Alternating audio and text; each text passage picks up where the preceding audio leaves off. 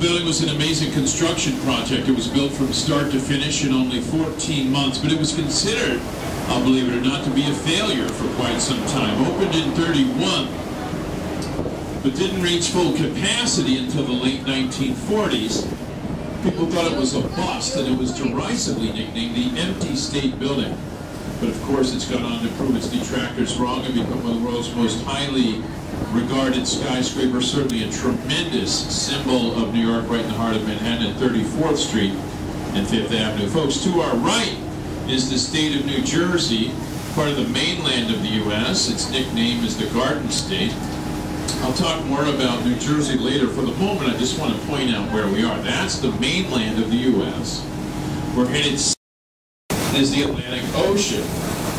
Between us and that bridge is one of the most incredible natural harbors in the world, the New York Harbor, which is 5 miles long and 3 miles wide. And the harbor is the reason New York City was created. Excellent New York City author Pete Hamill.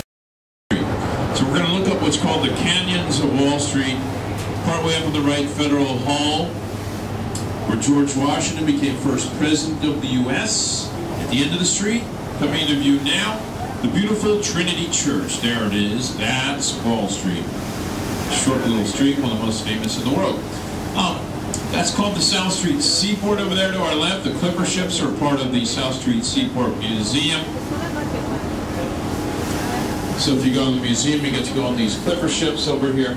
Nice shopping. There's a half-price Broadway and off-Broadway ticket booth as well, just like the one in Times Square. Now, coming into view out to our left is one of the great skyscrapers of the United States, that tall white tower straight up to the left with a green top. That's called the Woolworth Building. That was the world's tallest building from 1913 to 1930, designed by Cass Gilbert. A modern Gothic masterpiece, is one of the world's first fully electrified.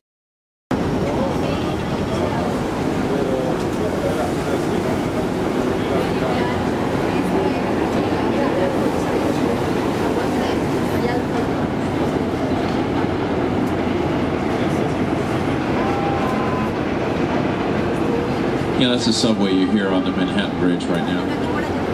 We're slowing just for a moment as we pass this barge passes us on the.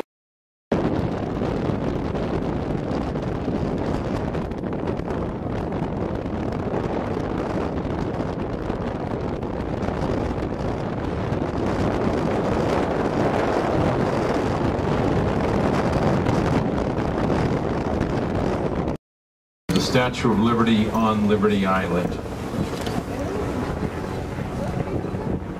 The statue is here because it was an absolutely incredible gift that was given by the French citizens to the American citizens to celebrate, highlight the great ideal of liberty that had taken root. It was sculpted by the great Frenchman Frederick Bartholdi, and the official title of the statue.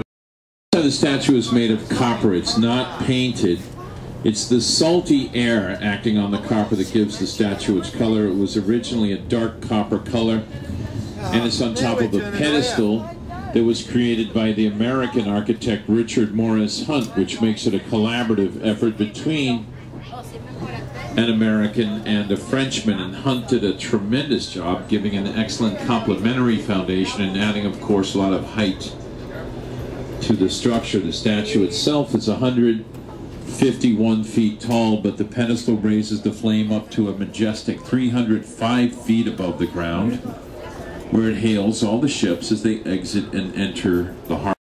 The statue was unveiled in October of 1886, only 3 years after the Brooklyn Bridge, and when it was unveiled, we were met with a tremendous celebration that included U.S. President Grover Cleveland on the island. He delivered a speech. The sculptor Bartholdi was here. He pulled a rope that pulled off the French flag they had covering the face of the statue, and then it was met with the world's largest ever